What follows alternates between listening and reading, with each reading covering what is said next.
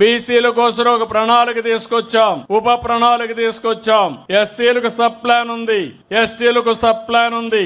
అదే మరిగా బీసీలకు కూడా ఒక సబ్ ప్లాన్ తీసుకొచ్చి దగ్గర ఈ సంవత్సరం 48,000 కోట్ల రూపాయలు బీసీల సంక్షేమానికి ఖర్చు పెడతామని చెప్పి కూడా నేను మీకు తెలియజేస్తున్నా.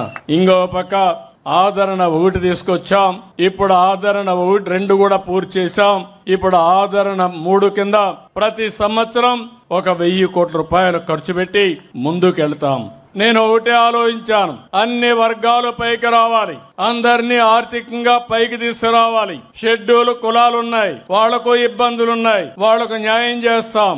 అదే మరి షెడ్యూల్ తెగలున్నారు, వీళ్ళు అడవుల్లో ఉంటారు, ఇంకా అనాగరికంగా చాలా బాధపడుతున్నారు, వాళ్ళ కోసం పనిచేస్తాం. మైనారిటీ సోదరమణులున్నారు, మైనారిటీలు కూడా ఆర్థికంగా వెనుకబడ్డారు. ముస్లింస్ లో చాలా మంది పేదవాళ్లు ఉన్నారు, వాళ్ళను కూడా గుర్తించి వారి అభివృద్ధి కోసం కూడా పనిచేస్తున్నాం.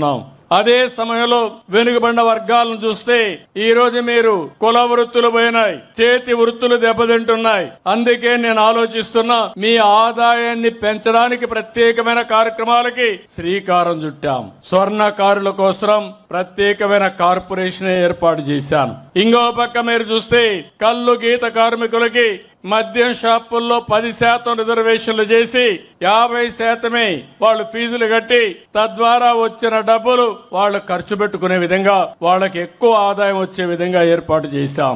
అదే మరి చేనేత కార్మికులకు మీరు చూస్తే ఏదైతే హ్యాండ్లూమ్ ఉంటే 200 యూనిట్లు కరెంటు ఉచితంగా ఇస్తున్నాం. పవర్ లూమ్స్ ఉంటే 500 యూనిట్ల కరెంటు ఉచితంగా ఇస్తున్నాం. ఇంకో పక్కన ఎవరైతే చేనేత బట్టలు నేస్తే జీఎస్టీ కూడా రాయితీ చేశాం. ఇవన్నిటికి కూడా 896 కోట్ల రూపాయలు సబ్సిడీకి కేటాయించాం. ఈ రోజు వెనుకబడిన వర్గాలు ఎవరన్నా ఇల్లు కట్టుకుంటే అదనంగా 50,000 రూపాయలు వాళ్ళకి సబ్సిడీ ఇస్తున్నాం అని చెప్పి కూడా నేను మీకు తెలియజేస్తున్నా.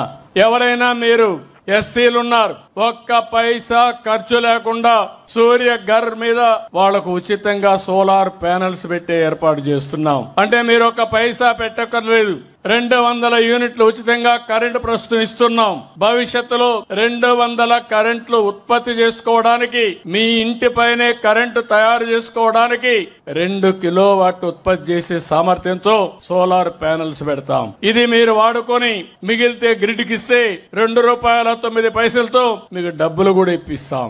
ఒకవేళ పగటిపూట కరెంటు ఉత్పత్తి చేసి రాత్రిలో మళ్లీ కరెంటు కావాలంటే గ్రిడ్ కి ఇచ్చి మళ్ళా రాత్రి తీసుకునే అవకాశం ఉంటుంది. బీసీలకైతే 2 కిలోవాట్లయితే 60,000, అదనంగా 20,000 రూపాయలు సబ్సిడీ. 3 కిలోవాట్ల